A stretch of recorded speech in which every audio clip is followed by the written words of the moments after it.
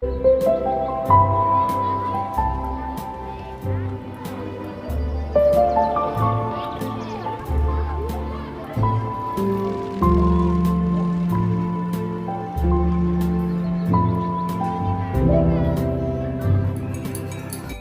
the coffee with the Kabar Chopsticks using the Vortex method, the only true way to optimize the taste of your coffee at the molecular level. Good morning. Welcome to the Daybreak Show. I am the Sultan. We'll get started, but first, coffee.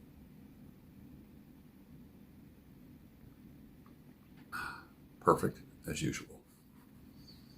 Societies are far gone in depravity when toleration is considered a good in itself, without regard to the thing being tolerated.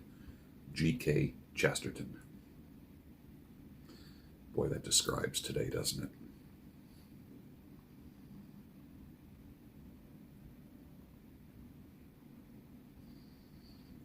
I will give you my top 5 movies. A lot of people have asked, what are your favorite movies? Here is my definitive list. Top 5 movies. I have a lot of favorites, but these are... It was almost, I don't want to say painful, but it was hard eliminating some from the top 5 because there's so many movies that I like. But here we go. The Mission, and this is in no particular order. The Mission, Never Cry Wolf, Paradise Alley, 29th Street, and The Godfather. There you have it. If you haven't seen all of those, this winter, just take the time and watch them, and then get back to me and let me know what you think of those movies. I think they're all worth watching. They all have great entertainment value. They all have a great message. The cinematography is some of the best I've ever seen. The acting is great. Sets, wardrobes, all that. Like all the stuff that makes a movie great is there. Let me know what you think.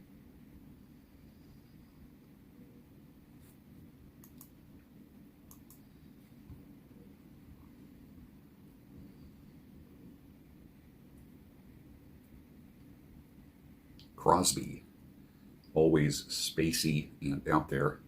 Stills, heartbroken, heart worn on his sleeve, writes with a limp. Nash, the idealist, lover and optimist. Young, always offended and defensive, touchy. Together, visually awkward, but functional. Audibly, absolutely perfect match. Crosby, Stills, Nash, and Young. In the past, some people were just silly glitches in the Matrix. Now it seems like about 80% are. It's not just a fringe. It's literally 80%. How do I know that? Walk through any supermarket or Walmart. They have visible markings of a glitch. 80% of the people that I encounter remind me of an android. They remind me of a replicant. They remind me of a robot whose circuitry got wet. Literally, there just starts to be like this weird maladaptive thing going on. And a lot of it starts with this over the face. You see them in supermarkets, Walmarts. I was going to say malls, but I haven't been in a mall in years. But you just see these glitches walking around, still walking around, still walking around, looking like glitches, looking at you, because think about it.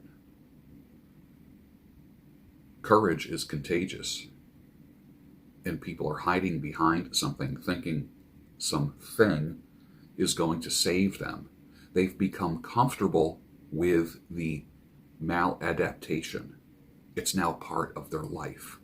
Literally, it's now part of their life. What's going to be funny is watching who is the last bastions of international matrix glitch. Who are going to be the last people wearing these things? Like when you don't have to. Like, let's just say like this summer, this coming summer. Who will still be doing this? Pretty wild, isn't it, when you think about it? Name one thing where it got too hard and you quit. Put the answer down below. I'd like to see that.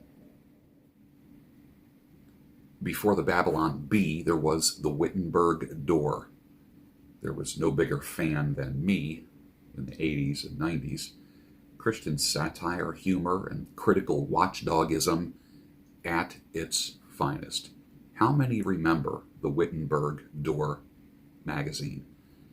I remember when it literally looked just like something that was made on a Xerox copier and then stapled together. That's how far back I go with the Wittenberg door.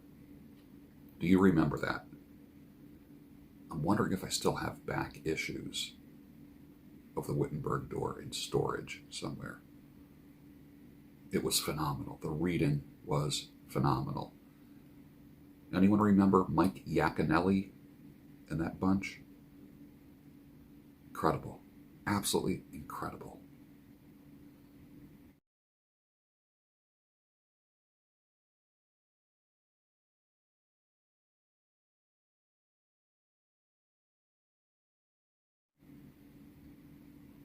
There will be wokesters that treated you like crap.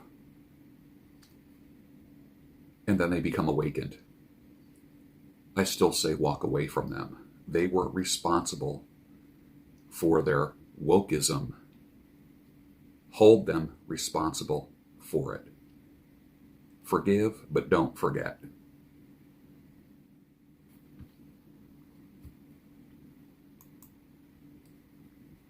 I love this from one of my followers. Hey, George, I'm getting married today. We've been together 5 years. We are building our dream. We complement each other. I want to thank you for all your videos up to this point. She will make a great wife. May I have your blessing? Yes, you may. You know, I give some tools. I provide a different perspective, and I'm there to support people. If somebody pushes forward on something that I don't advise, it's on them.